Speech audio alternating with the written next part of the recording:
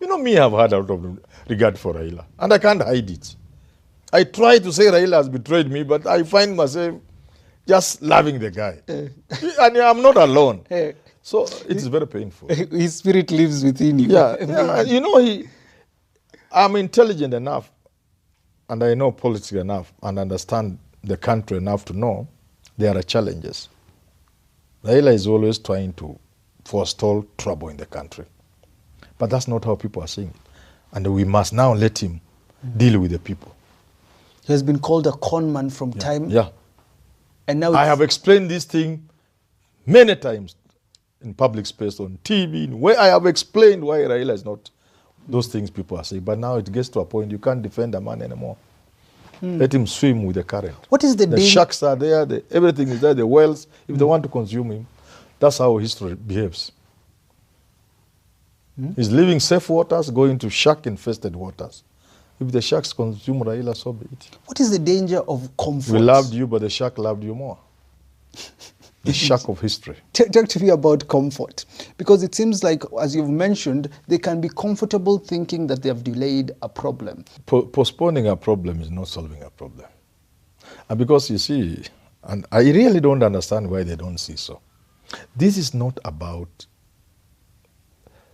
people wanting to go to State House to remove Ruto. No. This is an idea. This is a revolution. This is a change moment. Not a change to remove leaders and replace them with others, no. Mapinduzi ya mafikira na mawazo. You can't stop that. And I've given numerous examples. I'm saying right from the home, you will have to change the way you relate with your children if you are a father or a mother. It has to change. If you are a CEO of a company or a chairman of a board, you will have to change the way you deal with the people you work with. And that extends all the way up to State House. That the world is changing. You know me, I've had a lot of regard for Raila, and I can't hide it. I try to say Raila has betrayed me, but I find myself just loving the guy. And I'm not alone. So it's very painful. His spirit lives within you. Yeah. You know, I'm intelligent enough, and I know politics enough, and understand the country enough to know there are challenges. Raila is always trying to forestall trouble in the country. But that's not how people are seeing it. And we must now let him deal with the people. He has been called a con man from time. Yeah.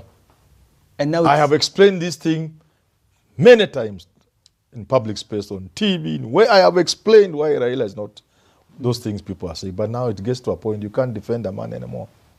Let him swim with the current. What is the sharks are there, everything is there, the whales, if they want to consume him, that's how history behaves.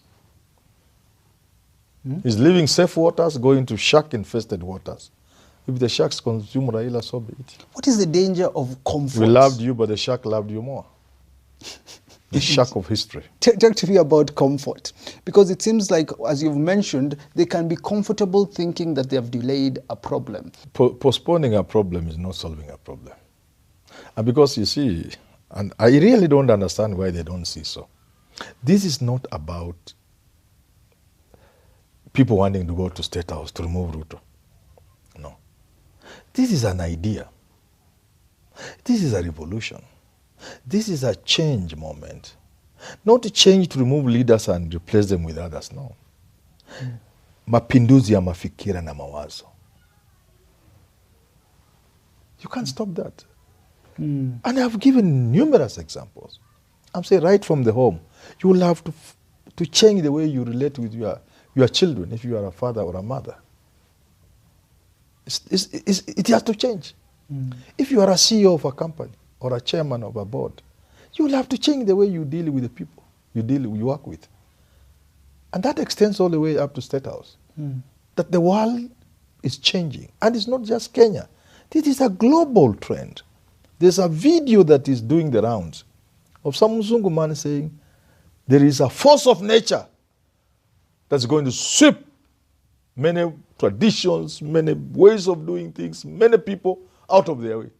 A force of nature. Then we wait to hear what it is. Then he says, youth. It's a force of nature. You can't stop a force of nature. What is it then with youth? Before we even talk about more into the future, but what is it with the current youth that people are saying it hasn't been seen before? But of course, we've had liberations in the country from the time of multipartism, to the Mau Mau. It's actually the youth that were even involved. What is it with this current youth from where you sit? This is it's always, even Jesus was young. By 33 or so, thereabout, he had finished his mission. Many of these revolutionaries are always young people. Look at the books of history. Mau Mau were not old wazes. The wazes who were there to just give guidance. But the boys who went, they were young people. Youth has the energy, even the recklessness, and they don't care. When they choose not to care, they don't care. But what is it with this one? This one is a new generation of young people equipped with knowledge and technology. So they are using technology to their advantage. First, there are no knowledge gaps anymore. A dictator thrives in situations where people do not have information. So with the Gen Z now, information is just here. Secondly, mobilizing for political purposes is always the biggest challenge. They have no challenge of mobilizing because they are using the funds. 3, you cannot deal with them easily because they are an army of people. And I'm going to do a video. Yeah. I think it should be the last one. Then I retreat. I let people take their country where they want to take it. If you send these children out of the streets and they retreat into tech guerrilla warfare, we will not be there as a country. We are better seeing them in the streets. I'm telling you. If you ask me, we are better having these young men and women demonstrating in the streets peacefully than we harassing them into guerrilla warfare. Guerrilla, not in the bush. Guerrilla using technology. I was giving some people examples. These guys can grind the country to a halt. They can distort government payrolls. From a technology perspective, ICT, Kenya is almost 18th century. In terms of it is old. Not the young people. Kenyan young men and women are head to toe with any other young man or woman anywhere in the world when it comes to technology. They are at par. But the government is many centuries behind. I know IT came the other day, but just a man of speaking. Government. So to distort this government through a tech guerrilla is a minute. Let them not push these boys into that. Let's listen to them. The moment they realize we are listening and we do a few things to show them we are listening, they will respect us. They are our children. They are our children. They love their parents. Yes. They love our parents. They will listen. They just want to know we listen. From our homes, workplace, and to the national level. They just want, do we feel them? Do you imagine for a moment Gen Z want to go to State House and become president? Even governor. They know it's not easy. Yeah. They are not foolish. These are educated children. They know educated does not mean they have been to school to these big schools and big universities. No. They are informed. Whether a Gen Z is in Kibra, Madare, or Lavington, or Karen, their level of information and awareness and conscience is so high. It's not even pegged on any education. That's the world in which we live. So dealing with these people requires you send the signal to them. We feel you. We appreciate you. There are mistakes we have made.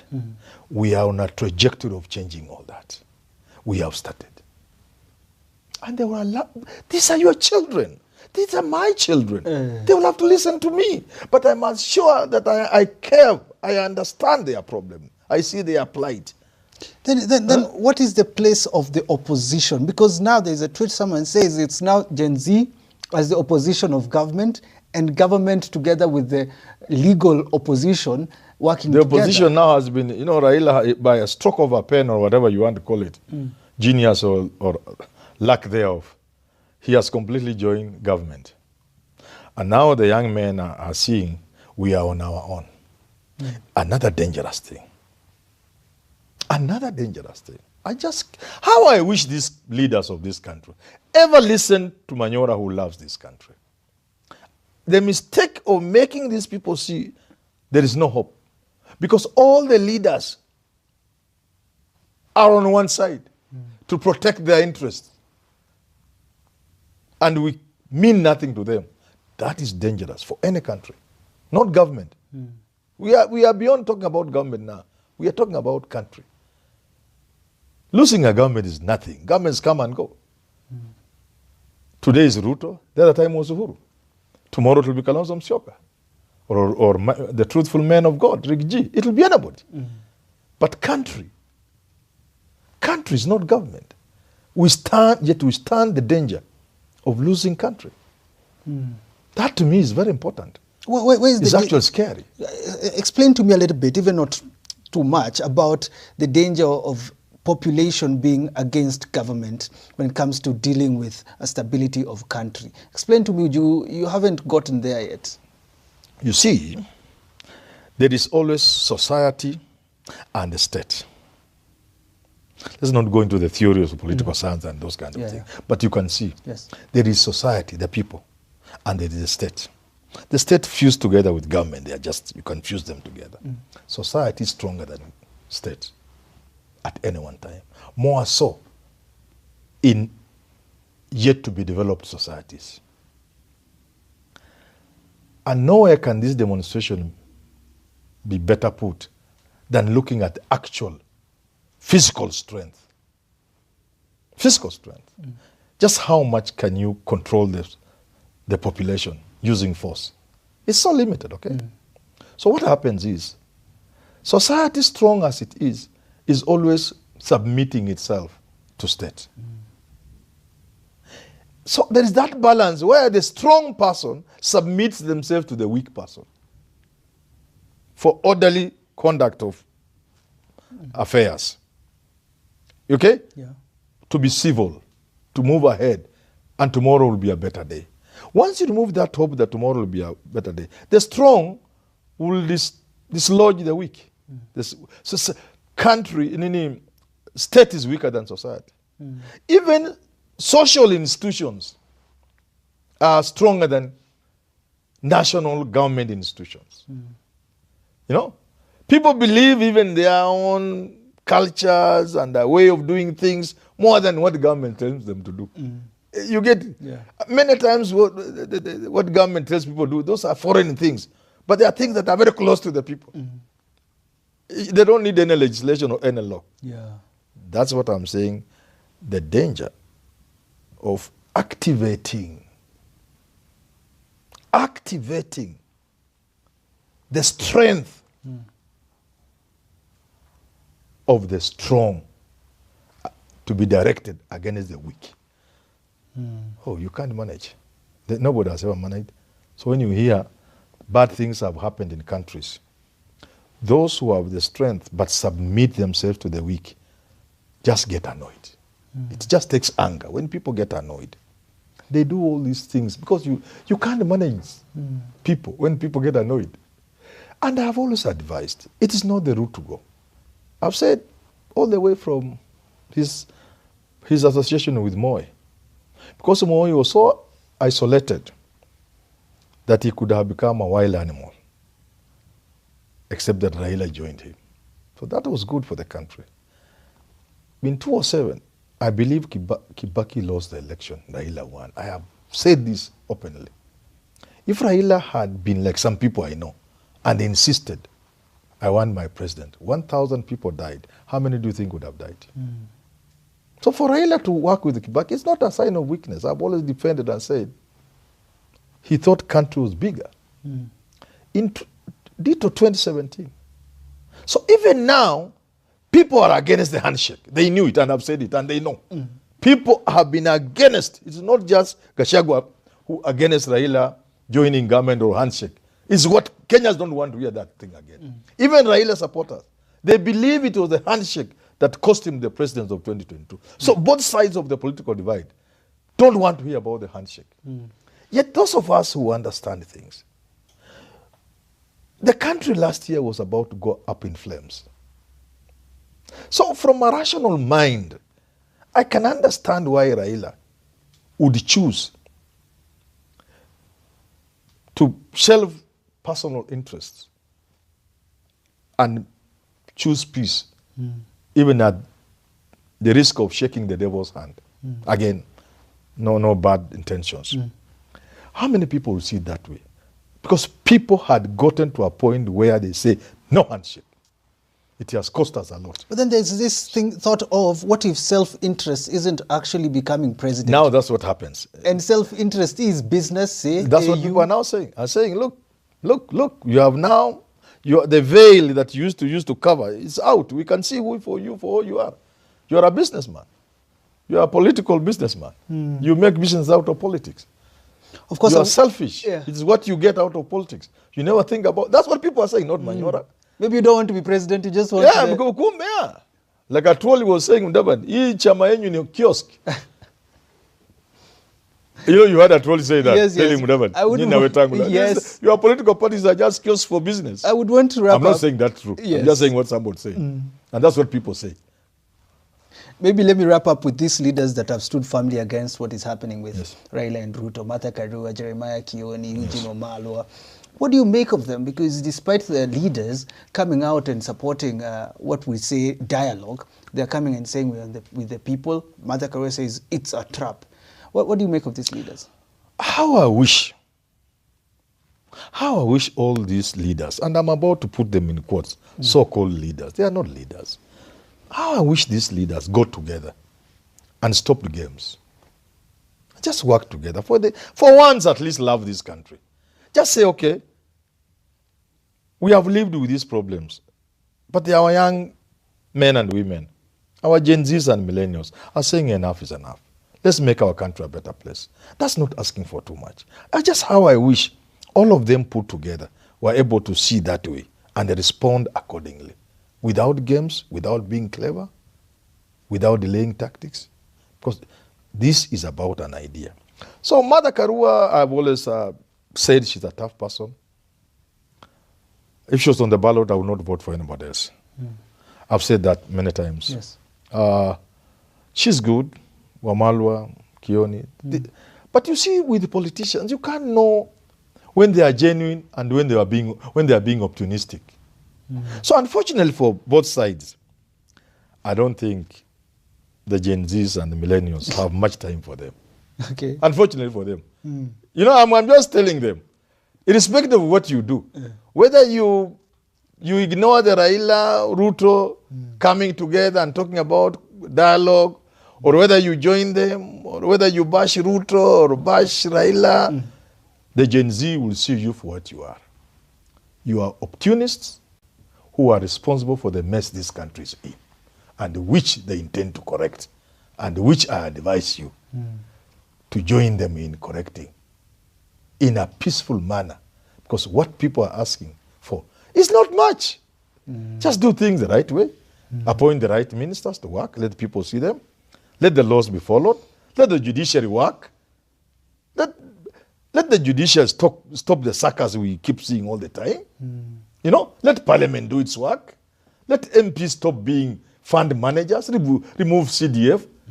You know this thing that people are now saying they are blaming Ruto for it. But if you are saying this thing passed Parliament, where are these MPs? They never go to Parliament, and when they go to sign in for allowances, sitting allowance. Then they go out. Then they rush to a committee room. They are in one committee, the same another minute, they're in another committee for allowances. They don't follow. So the first thing people are saying, why don't we just make one step? Tutoe waheshimiwa, hata waitu waheshimiwa. Watumishi, mtu amesema. Njuguna, Sema iteni ya watu watumishi. Sio lakini hata mtumishi is such a good title. Wanaitwa wezi. Mtumishi njeru wa dhangu rafiki yangu. Mtumishi. Even that mtumishi they don't deserve. Let us remove these things that consign them to the constituents dishing small little checks. Toa hiyo pesa yote kwa waheshimiwa. Peleka wapi? Peleka kwa county government and national government. Yes. Number 2, tukae chini tutoe Parliamentary Service Commission. Since when, how do I give you as my employee the power to set your own salary? Ngoa hiyo kitu tupa. Mshahara MP 200, 300. Only people who want to serve this country will go to Parliament.